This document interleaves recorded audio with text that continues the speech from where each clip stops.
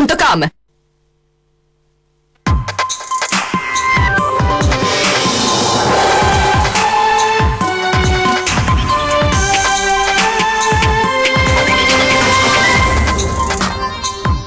Il video della rapina ai danni di una maestrina non udente di 43 anni nel sottopasso di Mestre, arrestati 3 richiedenti asilo. La questura dice che c'erano altre persone ma nessuno è intervenuto. Stiamo lavorando al massimo ma le leggi ci limitano, è il commento dell'assessore alla sicurezza di Venezia dopo l'aggressione al sottopasso di Mestre e la rapina in edicola di ieri. Notte di sangue sulla Romea, tragico schianto tra 2 tir a Ravenna, 2 decessi, uno dei conducenti era di Mirano, l'origine degli incidenti forse un colpo di sonno.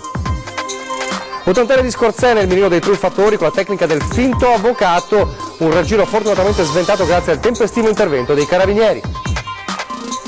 Il Blind Trust presentato dal sindaco Brugnano è una finzione per rendere realizzabile il progetto ai Pili, area di sua proprietà, a dirlo attaccando il consigliere di opposizione Nicola Pellicani.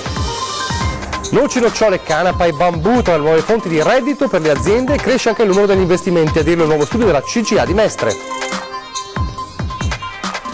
Presentato il Carnevale edizione 2018, tema di quest'anno giochi e spettacoli circensi con tante feste sull'acqua, massima sicurezza con controllo sugli accessi.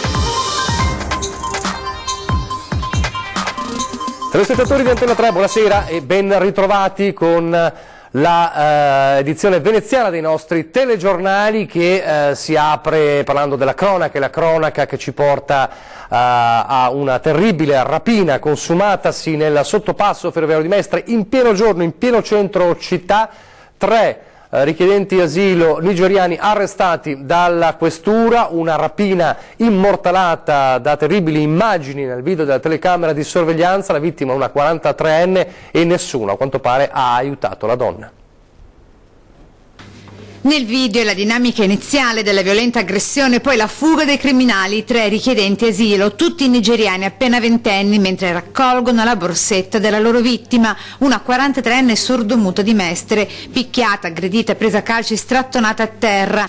La violentissima rapina nel sottopasso ferroviario che da via Ulloa porta in via Dante in pieno giorno alle 12 ieri, sotto gli occhi gli sguardi indifferenti di chi passava di là e non ha fatto nulla per intervenire in aiuto della poveretta, privata anche del cellulare per chiedere soccorso. La signora è stata, mentre ritornava a casa, è stata affrontata da questi soggetti, derubata dapprima del cellulare e poi anche strattonata, picchiata, tanto da cadere e riportare poi alcune lesioni non gravi, ma comunque riportando varie contusioni e lesioni all'arachide. La maestrina sotto shock refertata al pronto soccorso ne avrà per almeno 8 giorni. Fondamentale la sua denuncia per l'individuazione già alle 16 dei 3 aggressori richiedenti asilo, tutti con precedenti per droghe, fermati tra via Cappuccina e via Piave, che sono stati individuati poi in rapida successione e da personale della squadra volante e da personale Polfer intervenuto nell'immediatezza. L'appello della polizia nel fare rete e non lasciare nessuna vittima o potenziale tale abbandonata al proprio destino. E anche il cittadino ha un ruolo fondamentale, che è quello della segnalazione immediata a un numero di emergenza di una forza di polizia di quello che sta succedendo, in modo da mettere noi o chi per noi nelle condizioni di poter fare meglio il nostro. Ed è l'ennesimo episodio di violenza a Mestre, soltanto ieri abbiamo raccontato la paura dell'edicolante rapinata con un coltello alla gola e poi proprio ieri c'è stato anche la serrata dei commercianti della zona di via Piave contro spaccio e degrado. I cittadini che vogliono risposte dall'amministrazione e l'amministrazione risponde stiamo lavorando ma spesso le leggi ci limitano. Parlando nello specifico della zona di via Cappuccina, via Piave, la stazione eccetera eccetera, guardate, questa è la zona più vigilata in termini di presenza di forze dell'ordine. Poi la sfera magica non si può avere, gli ultimi episodi sono certamente il termometro per le modalità con cui sono avvenuti di soggetti che agiscono in maniera disperata. E questo ci fa capire che il lavoro, non solo in termini repressivi ma anche di carattere preventivo, sta dando i suoi frutti, anche se la parvenza dal di fuori può essere esattamente il contrario. All'indomani dell'ennesimo episodio di criminalità a Mestre, l'assessore alla sicurezza risponde agli ultimi attacchi dei cittadini che hanno paura ma soprattutto non si sentono protetti, quando invece dicono ci era stato assicurato il contrario. Molte delle nostre azioni, evidenzia però D'Este, sono bloccate dalle leggi. La solita difficoltà che è quella di non avere i giusti strumenti da parte del governo per poter essere incisivi e garantire la pena a chi delinque.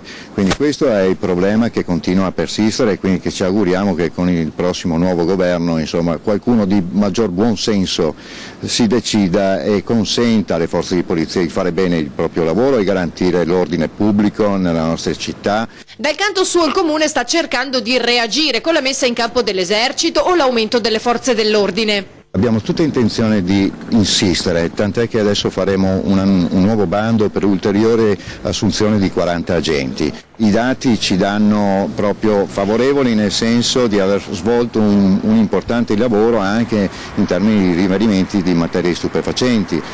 Quasi 28 kg nel corso di un anno, non vuol dire che è aumentato, vuol dire che è stata finalmente messa a mano e ci si è messi a lavorare proprio per redimere questo tipo di fenomeno. I cittadini però continuano a ribadire la necessità di un controllo 24 ore su 24. Allora un'ennesima tragedia lungo la strada Romea, stavolta nella parte emiliana della Romea a Ravenna, purtroppo però c'è anche una vittima veneziana, un incidente avvenuto la scorsa notte, alle 2 di notte lungo la statale Romea, zona nord di Ravenna, uno schianto tra due camion e un furgone, forse per un colpo di sonno. Le vittime sono un 41enne di Perugia, dipendente di una ditta di Foggia, e un 33enne di origine romena ma residente a Milano e dipendente di una ditta veneziana. E ovviamente c'è stato l'intervento dei vigili del fuoco, della polizia stradale e del SUEM, purtroppo come dicevamo 2 vittime e un ferito, e c'è stato anche un grosso problema di viabilità. Intorno alle 7 si sono formate lunghe code di mezzi provenienti proprio da Venezia lungo la Romea. A proposito di auto, non parliamo di un incidente ma parliamo certamente di un caso che ha fatto discutere, l'ennesimo, un'auto che, come abbiamo visto ieri in un video sconcertante, è arrivato fino a 2 passi da Ponte di Calatrava, all'imbarcadero sostanzialmente di Piazzale Roma. Sappiamo che c'è anche un giallo un po' su questa vicenda, perché il conducente era colpito da un virus, da una febbre molto alta, è stato ricoverato in ospedale, adesso si trova in serie condizioni in ospedale, questo forse è l'origine dello stato confusionale. In ogni caso, a prescindere dal caso singolo avvenuto ieri, ma che è un po' l'emblema di quanto spesso accade a Venezia, oggi è arrivato il commento di Giovanni Giusto, il consigliere delegato alle tradizioni, che ha parlato insomma di questo episodio e di chi non capisce, non conosce le regole di Venezia. Mentre l'uomo che l'altro giorno è finito con l'auto ai piedi del ponte di Calatrava è ricoverato in isolamento all'ospedale di Mestre, forse colpito da un virus che gli ha innescato una febbre cerebrale, l'episodio torna a porre l'attenzione sul perché troppi turisti arrivino a non capire che a Venezia non c'è posto per le auto. Di chi è la responsabilità? Furioso il consigliere delegato alle tradizioni Giusto, a prescindere dal fatto che in questo caso il turista poteva non essere totalmente lucido. È un qualcosa che purtroppo nell'ignoranza del comprendere o vivere o comunque venire a visitare una città come Venezia, va bene, purtroppo provoca anche questi incidenti, tra virgolette, va bene? Ecco, pensi che non molto tempo fa, proprio a Piazzale Roma, un turista italiano mi chiedeva dove era il parcheggio più vicino al campanile di San Marco. Quindi diciamo dobbiamo probabilmente, che ne so, istruire coloro che vogliono avvicinarsi senza saper nulla e nella massima ignoranza a una città che è spettacolarmente, sicuramente unica e diversa dal resto del mondo. Con i militari dell'esercito alle porte della città però sono in molti a chiedersi come un semplice turista sia potuto entrare con tanta facilità con l'auto, ma Giusto evidenzia come per un episodio così in realtà ne vengano sventati molti altri. Sappiamo che comunque la sicurezza è molto attiva, soprattutto nel punto di Piazzale Roma, però un ago in un pagliaio è difficile da intercettare al momento opportuno. Può sfuggire, può accadere, comunque già molte altre situazioni erano state bloccate per tempo grazie appunto al posizionamento di queste persone che sono là strategicamente proprio per cercare di creare deterrente a chi ha idee strane, ma ma soprattutto anche agli incapaci e agli ignoranti come questa persona che comunque ha parcheggiato davanti alla fermata Vaporetto proprio nei pressi dell'edicola, forse chissà, magari per avere più facilità a comprare il giornale. La butto un po' in ridere perché comunque purtroppo queste situazioni sono ricorrenti, ce la stiamo mettendo tutta e ce la metteremo ancora di più. Ed ora l'ennesimo episodio di truffa ai danni di un'anziana caduto a Scorzè, una vittima, una donna di 82 anni, fortunatamente in questo caso truffa sventata. È successo che la donna è stata avvicinata, è stata anzi contattata dalla telefonata di un sedicente avvocato che, come spesso è accaduto in questi casi, il modus operandi è fondamentalmente sempre lo stesso, l'ha informata che era necessario versare una certa somma per pagare i danni di un incidente stradale causato dal figlio. Ovviamente l'anziana si è molto preoccupata e ha preparato 2.100 euro come pattuito con l'avvocato, dopodiché un collaboratore del finto avvocato si è presentato a casa dell'anziana per ricevere la somma, l'ha ricevuta e si è dileguato. Poi la donna si è accorta di essere stata truffata e ha chiamato tempestivamente i carabinieri, e la chiamata tempestiva ha permesso ai carabinieri di raggiungere poco dopo l'auto a Salzano, quindi qualche chilometro più avanti, e quindi di bloccare gli uomini e di denunciare i truffatori. E come sappiamo sta continuando, a proposito di truffe, sta continuando l'attività della polizia, che ha stretto questo accordo con il patriarcato per la presenza di poliziotti vicino alle parrocchie, vicino alle chiese, all'uscita delle messe, proprio per informare gli anziani delle eventuali truffe. Un accordo che è stato appunto raggiunto dal Patriarcato di Venezia con la Questura di Venezia, e quindi continuano questi accessi, questi incontri al di fuori delle chiese. Domenica per esempio sono previsti altri 4 ulteriori incontri a Trevignano, a Tessera e a Carpenedo all'uscita dalla messa. Ora parliamo del Carnevale. Prima però di parlare degli eventi del Carnevale, lo vedremo nella seconda parte del nostro telegiornale, quindi tutte le feste che ci saranno in questa edizione 2018, parliamo però di quello che è l'aspetto della gestione del Carnevale, quindi gli accessi. Come sappiamo saranno accessi limitati, però il piano ancora non è stato definito. Sentiamo.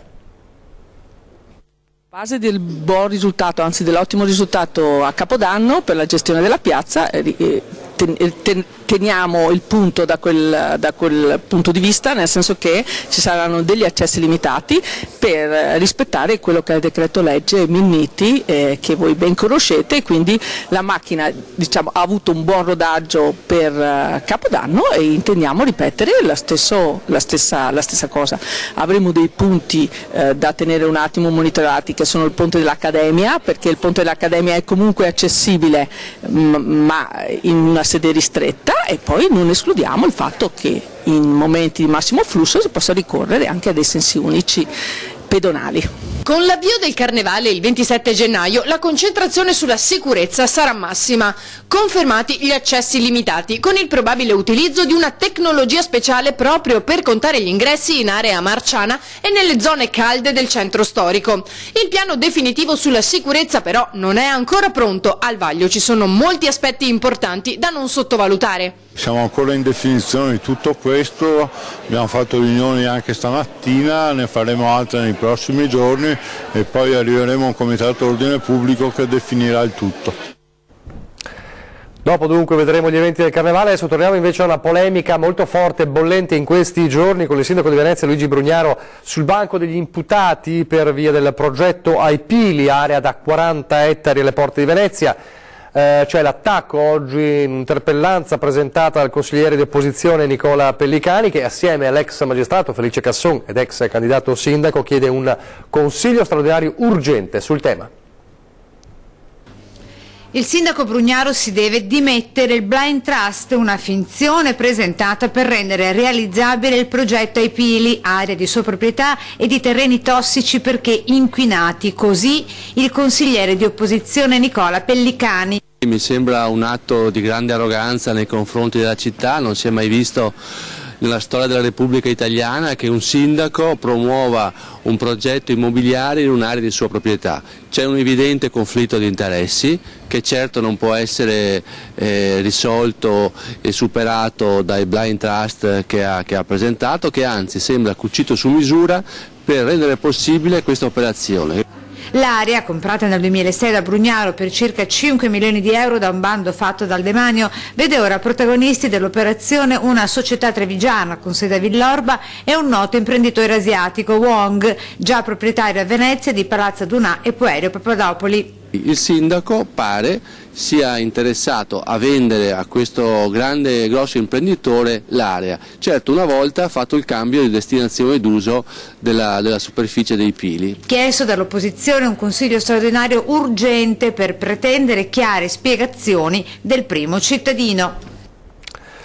Adesso la pubblicità, poi parleremo delle nuove fonti di reddito, anche singolari per le aziende, e poi tutte le feste del Carnevale 2018.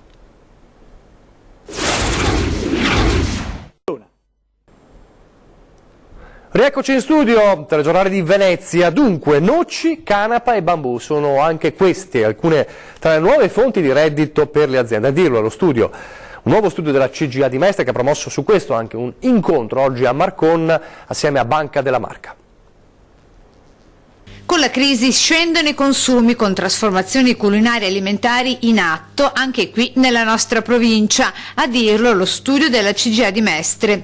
C'è sicuramente un meno interesse per ad esempio la carne ed il latte, c'è molto interesse invece per i prodotti diciamo vegetali e quindi per una branca dell'agricoltura che è molto importante.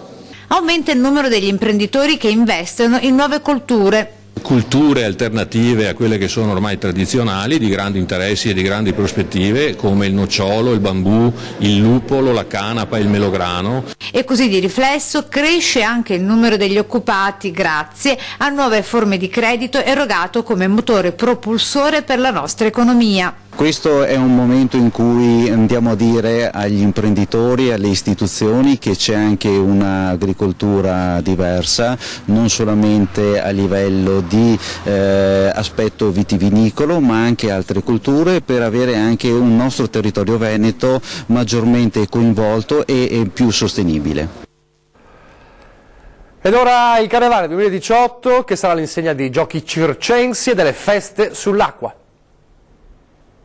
A Venezia torneranno i giochi, la competizione, l'antagonismo e il circo, che era tanti anni che mancava a Venezia, addirittura credo l'ultima volta sia stato un circo in città, sia stato nel 1964 e quest'anno lo riportiamo con naturalmente una veste di carnevale e non troppo circense, ma comunque con elementi importanti come tutti i carrozzoni, il tendone che saranno tra Piazza San Marco e Mestre, Piazza Ferretto eccetera, sono le scenografie originali che Federico Fellini usò per il film La Strada. Al via sabato 27 gennaio l'edizione 2018 del Carnevale con la festa veneziana sull'acqua sul Rio di Canareggio, cui seguirà il tradizionale corteo delle associazioni remiere. Quest'anno il filo conduttore saranno dunque giochi e spettacoli circensi e sarà un carnevale diffuso.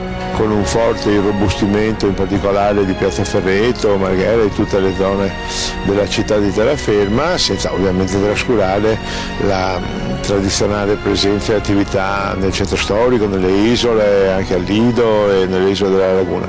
Quindi un carnevale che a 360 gradi confermerà le tradizioni. Questo carnevale potrà riservare sorprese come quella sullo svolo dell'Aquila che secondo qualche indiscrezione potrebbe essere interpretato dall'imprenditore Renzo Rosso. Mancheranno gli artigiani a cui è stato ristretto lo spazio per questioni di sicurezza, che però mostreranno le loro abilità uno alla volta. Il 3 febbraio sarà inaugurato il Carnevale in Piazza San Marco, poi la Festa delle Marie, cui seguirà domenica 4 febbraio il Volo dell'Angelo, che vedrà, come ormai da tradizione, la Maria del Carnevale precedente, Elisa Costantini. Allora, tutti pronti con le maschere e i costumi, noi ci salutiamo qui, vi lascio alle previsioni del tempo, grazie per averci seguito e arrivederci.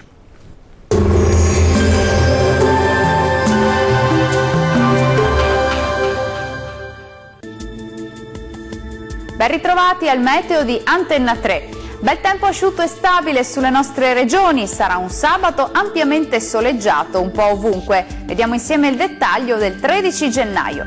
Sul Veneto condizioni di tempo asciutto e stabile, sarà infatti una bella giornata, all'insegna del sole un po' su tutti i settori. Il cielo infatti si presenterà sereno o al più con poche nubi sparse, possibili soltanto locali foschie mattutine sul Bellunese. Le temperature massime saranno comprese tra 8 e 10 gradi, valori minimi tra 2 e 4 gradi circa. Spostiamoci ora a vedere che tempo farà sul Friuli Venezia Giulia. Bel tempo anche sulla nostra regione, dove sarà quest'oggi ampiamente soleggiato. Il cielo infatti si presenterà sereno o al massimo poco nuvoloso su tutti i settori. Diamo uno sguardo alle temperature, le massime saranno comprese tra 9 e 10 gradi, valori minimi tra 2 e 4 gradi circa. Concludiamo infine con uno sguardo alla situazione del Trentino Alto Adige. Prevale il bel tempo sulla nostra regione, sarà una bella giornata di sole con cielo poco o parzialmente nuvoloso. Qualche foschia sarà possibile sui settori orientali. Le temperature massime saranno comprese tra 7 e 3 gradi, valori minimi sotto zero tra meno 5 e meno 1 grado. Il mare sarà generalmente mosso, i venti moderati da nord-est. Dal meteo di Antenna 3 per ora è tutto, arrivederci!